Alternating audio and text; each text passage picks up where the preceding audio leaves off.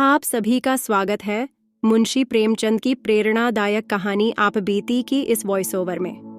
प्रेमचंद अपने समाज की गहरी समझ और मानवीय भावनाओं के सूक्ष्म चित्रण के लिए जाने जाते हैं और इस कहानी में भी उन्होंने आत्मचिंतन और जीवन के नैतिक संघर्षों को बखूबी उकेरा है।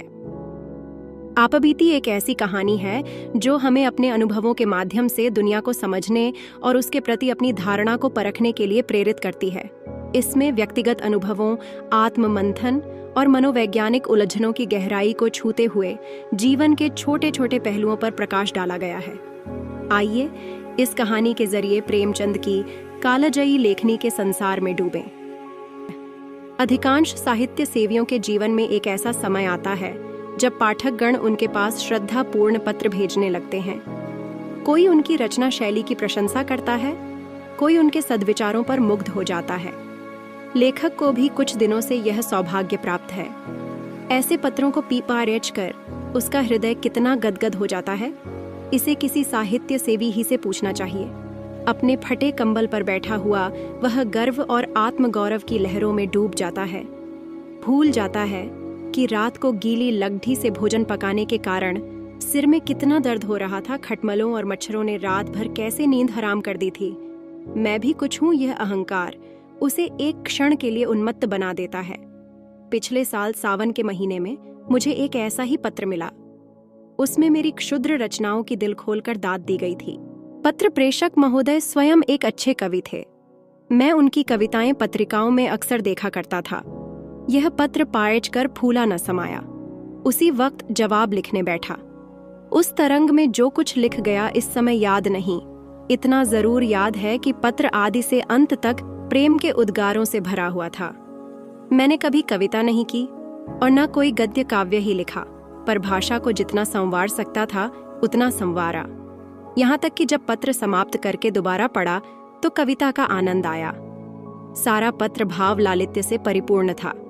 5वें दिन कवि महोदय का दूसरा पत्र आ पहुंचा। वह पहले पत्र से भी कहीं अधिक मर्मस्पर्शी था।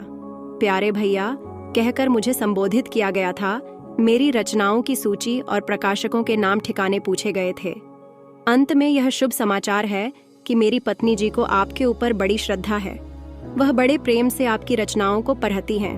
वही पूछ रही हैं कि आपका विवाह कहाँ हुआ है, आपकी संतानें कितनी हैं, तथा आपका कोई फोटो भी हो तो कृपया भेज दीजिए। मेरी जन्मभूमि और वंशावली का पता भी पूछा गया था। इस पत्र विशेषतः उसके अंतिम समाचार ने मुझे पुलकित कर दिया। यह पहला ही अवसर था कि मुझे किसी महिला के मुख से, चाहे वह प्रतिनिधि द्वारा ही क्यों न हो, अपनी प्रशंसा सुनने का सौभाग्य प्राप्त हुआ। गरूर का नशा छा गया। धन्य है भगवान, अब रमणियां भी मेरे कृत्य की सराहना करने लगीं। मैंने तुरंत उत्तर लिखा। जितने कर्णप्रिय शब्द मेरी स्मृति के कोश में थे सब खर्च कर दिए। मैत्री और बंधुत्व से सारा पत्र भरा हुआ था। अपनी वंशावली का वर्णन किया। कदाचित मेरे पूर्वजों का ऐसा कीर्तिगान किसी भाट ने भी न किया होगा। मेरे दादा एक जमींदार के कारिंदे थे। मैंने उन्हें एक बड़ी रियासत का मैनेजर बतलाया। अपने पिता को, जो एक दफ्तर में क्लर्क थे, उस दफ्तर का प्रधानाध्यक्ष बना दिया। और काश्तकारी को जमींदारी बना देना तो साधारण बात थी। अपनी रचनाओं की संख्या तो न बढ़ा सका, पर उनके महत्व, आदर और प्रचार का उल्लेख ऐसे शब्दों में किया जो नम्रता की ओट में अपने गर्व को छिपाते हैं। कौन नहीं जानता कि बहुधा तुच्छ का अर्थ उससे विपरीत होता है और दीन के माने कुछ और ही समझे जाते हैं। स्पष्ट से अपनी बड़ाई करना उच्छृंखलता है, मगर सांकेतिक शब्दों से आप इसी काम को बड़ी आसानी से पूरा कर सकते हैं। खैर, मेरा पत्र समाप्त हो गया और तत्क्षण लेटर बॉक्स के पेट में पहुंच गया। इसके बाद 2 सप्ताह तक कोई पत्र न आया। मैंने उस पत्र में अपनी गृहिणी की ओर से भी 2-4 समयोचित बातें लिख दी थीं। आशा थी घनिष्ठता और भी घनिष्ठ होगी। कहीं कविता में मेरी प्रशंसा हो जाए तो क्या पूछना, फिर तो साहित्य संसार में मैं ही नजर आऊं। इस चुप्पी से कुछ निराशा होने लगी, लेकिन इस डर से कि कहीं कवि जी मुझे मतलबी अथवा सेंटिमेंटल न समझ लें, कोई पत्र न लिख सका। आश्विन का महीना था और तीसरा पहर। रामलीला की धूम मची हुई थी। मैं अपने एक मित्र के घर चला गया था। ताश की बाजी हो रही थी। सहसा एक महाशय मेरा नाम पूछते हुए आए और मेरे पास की कुर्सी पर बैठ गए। मेरा उनसे कभी का परिचय न था। सोच रहा था ये कौन आदमी है और यहाँ कैसे आया यार। लोग उन महाशय की ओर देखकर आपस में इशारेबाजियां कर रहे थे। उनके आकार प्रकार में कुछ नवीनता अवश्य थी। श्याम वर्ण, नाटाडील, मुख पर चेचक के दाग, नंगा सिर, बाल संवारे हुए, सिर्फ सादी कमीज, गले में फूलों की एक माला, पैर में फुल बूट और हाथ में एक मोटी सी पुस्तक। मैंने विस्मित होकर नाम पूछा। उत्तर मिला, मुझे उमापति नारायण कहते हैं। मैं उठकर उनके गले से लिपट गया। ये वही कवि महोदय थे जिनके कई प्रेम पत्र मुझे मिल चुके थे। कुशल समाचार पूछा, पान इलायची से खातिर की। फिर पूछा, आपका आना कैसे हुआ? उन्होंने कहा, मकान पर चलिए तो सब वृत्तांत कहूंगा। मैं आपके घर गया था, वहां मालूम हुआ आप यहाँ हैं। पूछता हुआ चला आया। मैं उमापति जी के साथ घर चलने को उठ खड़ा हुआ। जब वह कमरे के बाहर निकल गए तो मेरे मित्र ने पूछा, ये कौन साहब हैं? मैं, मेरे एक नए दोस्त हैं। मित्र, जरा इनसे होशियार रहिएगा, मुझे तो उचक्के से मालूम होते हैं। मैं, आपका अनुमान गलत है। आप हमेशा आदमी को उसकी सजधज से परखा करते हैं, पर मनुष्य कपटडीहों में नहीं, हृदय में रहता है। मित्र, खैर ये रहस्य की बातें तो आप जाने, मैं आपको आगाह किए देता हूं। मैंने इसका कुछ जवाब नहीं दिया। उमापति जी के साथ घर पर आया, बाजार से भोजन मंगवाया। फिर बातें होने लगीं। उन्होंने मुझे अपनी कई कविताएं सुनाई। स्वर बहुत सरस और मधुर था। कविताएं तो मेरी समझ में खाक ना आईं, पर मैंने तारीफों के पुल बांध दिए। झूम झूम कर वाह वाह करने लगा, जैसे मुझसे बढ़कर कोई काव्य रसिक संसार में न होगा। संध्या को हम रामलीला देखने गए। लौटकर उन्हें फिर भोजन कराया। अब उन्होंने अपना वृत्तांत सुनाना शुरू किया। इस समय वह अपनी पत्नी को लेने के लिए कानपुर जा रहे हैं। उसका मकान कानपुर ही में है। उनका विचार है कि एक मासिक पत्रिका निकालें। उनकी कविताओं के लिए एक प्रकाशक 1000 रुपये देता है, पर उनकी इच्छा तो यह है कि उन्हें पहले पत्रिका में क्रमशः निकालकर फिर अपनी ही लागत से पुस्तकाकार छपवाए। कानपुर में उनकी जमींदारी भी है, पर वह साहित्यिक जीवन व्यतीत करना चाहते हैं। जमींदारी से उन्हें घृणा है। उनकी स्त्री एक कन्या विद्यालय में प्रधानाध्यापिका है। आधी रात तक बातें होती रहीं। अब उनमें से अधिकांश याद नहीं है। हाँ, इतना याद है कि हम दोनों ने मिलकर अपने भावी जीवन का एक कार्यक्रम तैयार कर लिया था। मैं अपने भाग्य को सराहता था कि भगवान ने बैठे बैठाए ऐसा सच्चा मित्र भेज दिया। आधी रात बीत गई तो सोइए। उन्हें दूसरे दिन 8 बजे की गाड़ी से जाना था। मैं जब सोकर उठा तब 7 बज चुके थे।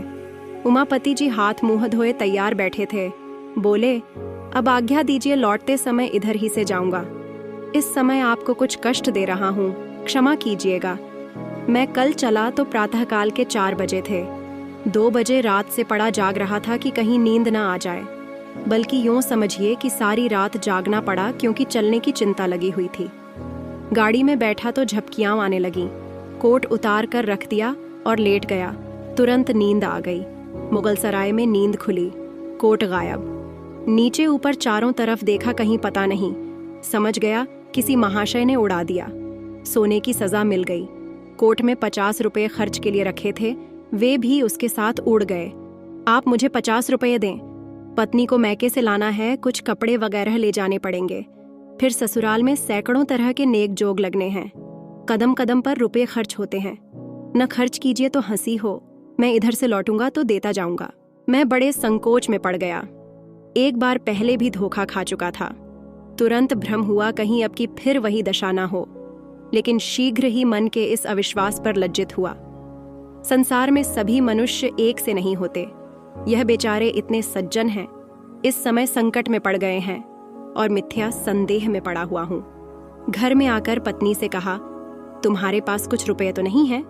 स्त्री, क्या करोगे? मैं, मेरे मित्र जो कल आए हैं, उनके रुपए किसी ने गाड़ी में चुरा लिए। उन्हें बीवी को विदा कराने ससुराल जाना है। लौटती बार देते जाएंगे। पत्नी ने व्यंग्य करके कहा, तुम्हारे यहाँ जितने मित्र आते हैं सब तुम्हें ठगने ही आते हैं। सभी संकट में पड़े रहते हैं। मेरे पास रुपये नहीं है। मैंने खुशामद करते हुए कहा, लाओ दे दो, बेचारे तैयार खड़े हैं, गाड़ी छूट जाएगी। स्त्री, कह दो इस समय घर में रुपये नहीं है। मैं, यह कह देना आसान नहीं है। इसका अर्थ तो यह है कि मैं दरिद्र ही नहीं मित्रहीन भी हूँ। नहीं तो क्या मेरे लिए 50 रुपये का इंतजाम ना हो सकता? उमापति को कभी विश्वास ना आएगा कि मेरे पास रुपये नहीं हैं। इससे तो कहीं अच्छा हो कि साफ साफ यह कह दिया जाए कि हमको आप पर भरोसा नहीं है, हम आपको रुपये नहीं दे सकते। कम से कम अपना पर्दा तो ढका रह जाएगा।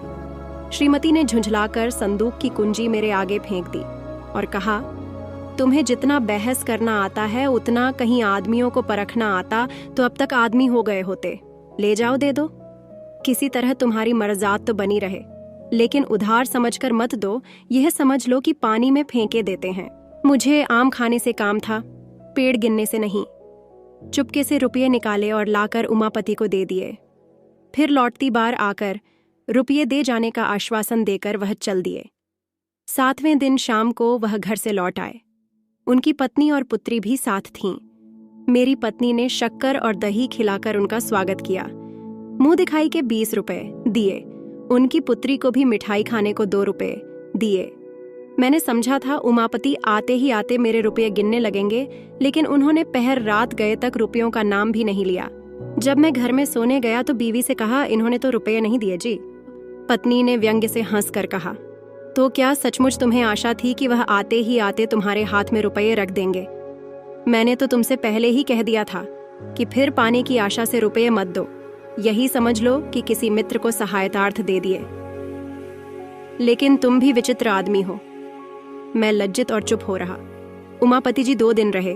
मेरी पत्नी उनका यथोचित आदर सत्कार करती रही, लेकिन मुझे उतना संतोष न था। मैं समझता था इन्होंने मुझे धोखा दिया। तीसरे दिन प्रातःकाल वह चलने को तैयार हुए।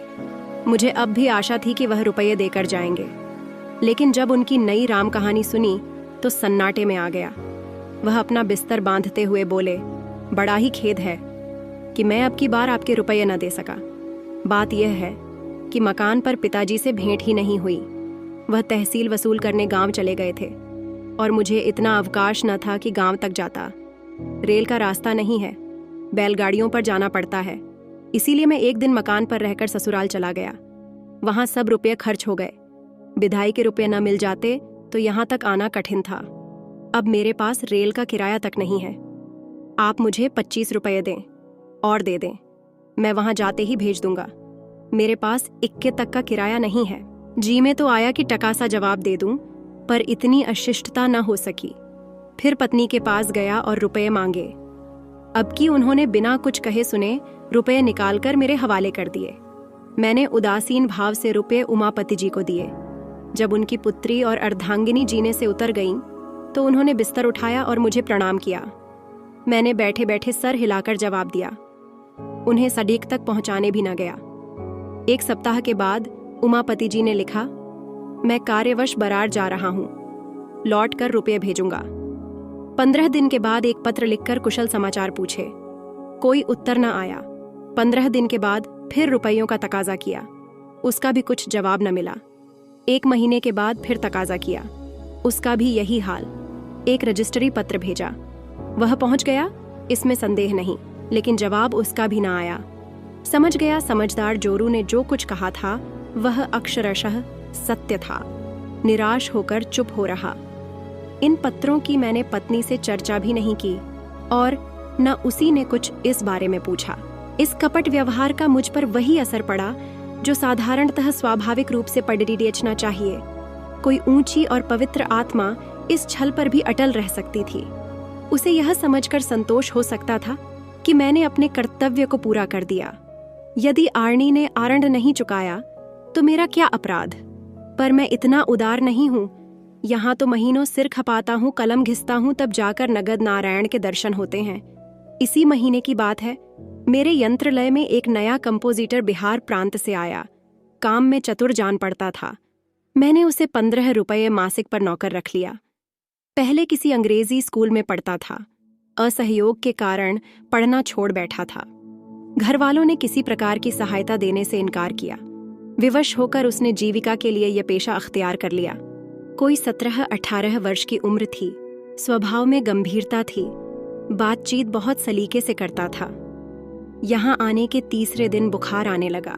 2-4 दिन तो ज्यों-त्यों करके काटे, लेकिन जब बुखार न छूटा तो घबरा गया। घर की याद आई। और कुछ न सही घरवाले क्या दवा दर्पण भी न करेंगे। मेरे पास आकर बोला, महाशय, मैं बीमार हो गया हूँ, आप कुछ रुपये दे दें तो घर चला जाऊं। वहां जाते ही रुपयों का प्रबंध करके भेज दूंगा। वह वास्तव में बीमार था।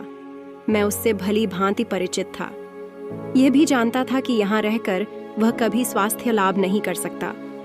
उसे सचमुच सहायता की जरूरत थी, पर मुझे शंका हुई कि कहीं यह भी रुपये हजम न कर जाए। जब एक विचारशील सुयोग्य विद्वान पुरुष धोखा दे सकता है, तो ऐसे अर्ध शिक्षित नवयुवक से कैसे यह आशा की जाए कि वह अपने वचन का पालन करेगा। मैं कई मिनट तक घोर संकट में पड़ा रहा। अंत में बोला, भाई, मुझे तुम्हारी दशा पर बहुत दुख है, मगर मैं इस समय कुछ न कर सकूंगा। बिल्कुल खाली हाथ हूं, खेद है। यह कोरा जवाब सुनकर उसकी आंखों से आंसू गिरने लगे। वह बोला, आप चाहें तो कुछ न कुछ प्रबंध अवश्य कर सकते हैं। मैं जाते ही आपके रुपये भेज दूंगा। मैंने दिल में कहा, यहां तुम्हारी नीयत साफ है, लेकिन घर पहुंचकर भी यही नीयत रहेगी। इसका क्या प्रमाण है? नीयत साफ रहने पर भी मेरे रुपये दे सकोगे या नहीं, ये कौन जाने। कम से कम तुमसे वसूल करने का मेरे पास कोई साधन नहीं है। प्रकट में कहा, इसमें मुझे कोई संदेह नहीं है, लेकिन खेद है कि मेरे पास रुपये नहीं है। हाँ, तुम्हारी जितनी तनख्वाह निकलती हो वह ले सकते हो। उसने कुछ जवाब नहीं दिया। किंकर्तव्य विमूढ़ की तरह एक बार आकाश की ओर देखा और चला गया। मेरे हृदय में कठिन वेदना हुई, अपनी स्वार्थपरता पर ग्लानि हुई, पर अंत को मैंने जो निश्चय किया था उसी पर स्थिर रहा। इस विचार से मन को संतोष हो गया कि मैं ऐसा कहाँ का धनी हूं जो यूं रुपये पानी में फेंकता फिरूं। यह है उस कपट का परिणाम जो मेरे कवि मित्र ने मेरे साथ किया। मालूम नहीं आगे चलकर इस निर्बलता का क्या कुफल निकलता, पर सौभाग्य से उसकी नौबत न आई। ईश्वर को मुझे इस अपयश से बचाना मंजूर था। जब वह आंखों में आंसू भरे मेरे पास से चला तो कार्यालय के एक क्लर्क पंडित पृथ्वीनाथ से उसकी भेंट हो गई। पंडित जी ने उससे हाल पूछा। पूरा वृत्तांत सुन लेने पर बिना किसी आगा पीछा के उन्होंने 15 रुपये निकालकर उसे दे दिए। ये रुपये उन्हें कार्यालय के मुनीम से उधार लेने पड़े। मुझे यह हाल मालूम हुआ तो हृदय के ऊपर से एक बोझ सा उतर गया। अब वह बेचारा मजे से अपने घर पहुंच जाएगा। यह संतोष मुफ्त ही में प्राप्त हो गया। कुछ अपनी नीचता पर लज्जा भी आई। मैं लंबे लंबे लेखों में दया, मनुष्यता और सद्व्यवहार का उपदेश किया करता था, पर अवसर पड़ने पर साफ जान बचाकर निकल गया। और यह बेचारा क्लर्क जो मेरे लेखों का भक्त था, इतना उदार और दयाशील निकला। गुरु गुड़ ही रहे, चेला शक्कर हो गए। खैर, उसमें भी एक व्यंग्यपूर्ण संतोष था कि मेरे उपदेशों का असर मुझ पर न हुआ, न सही दूसरों पर तो हुआ। चिराग के तले अंधेरा रहा तो क्या हुआ, उसका प्रकाश तो फैल रहा है। पर कहीं बेचारे को रुपये न मिले, और शायद ही मिले, इसकी बहुत कम आशा है। तो खूब छकेंगे, हजरत को आड़े हाथों लूंगा। किंतु मेरी यह अभिलाषा न पूरी हुई। 5वें दिन रुपये आ गए। ऐसी और आंखें खोल देने वाली यातना मुझे और कभी नहीं मिली थी। खैरियत यही थी कि मैंने इस घटना की चर्चा स्त्री से नहीं की थी, नहीं तो मुझे घर में रहना भी मुश्किल हो जाता। उपर्युक्त वृत्तांत लिखकर मैंने एक पत्रिका में भेज दिया। मेरा उद्देश्य केवल यह था कि जनता के सामने कपट व्यवहार के कुपरिणाम का एक दृश्य रखूं। मुझे स्वप्न में भी आशा न थी कोई प्रत्यक्ष फल निकलेगा। इसी से जब चौथे दिन अनायास मेरे पास 75 रुपये का मणियार्ड्र पहुंचा तो मेरे आनंद की सीमा न रही। प्रेषक वही महाशय थे, उमापति। कूपन पर केवल क्षमा लिखा हुआ था। मैंने रुपये ले जाकर पत्नी के हाथों में रख दिए और कूपन दिखलाया। उसने अनमने भाव से कहा, इन्हें ले जाकर यत्न से अपने संदूक में रखो। तुम ऐसे लोभी प्रकृति के मनुष्य हो, यह मुझे आज झात हुआ। थोड़े से रुपयों के लिए किसी के पीछे पंजे झाड़कर पड़ जाना सज्जनता नहीं है। जब कोई शिक्षित और विनयशील मनुष्य अपने वचन का पालन न करे तो यही समझना चाहिए कि वह विवश है। विवश मनुष्य को बार बार तकाजों से लज्जित करना भलामनसी नहीं है। कोई मनुष्य जिसका सर्वथा नैतिक पतन नहीं हो गया है, यथाशक्ति किसी को धोखा नहीं देता। इन रुपयों को मैं तब तक अपने पास नहीं रखूंगी जब तक उमापति का कोई पत्र नहीं आ जाएगा कि क्यों रुपये भेजने में इतना विलंब हुआ। पर इस समय मैं ऐसी उदार बातें सुनने को तैयार न था। डूबा हुआ धन मिल गया, इसकी खुशी से फूला नहीं समाता था।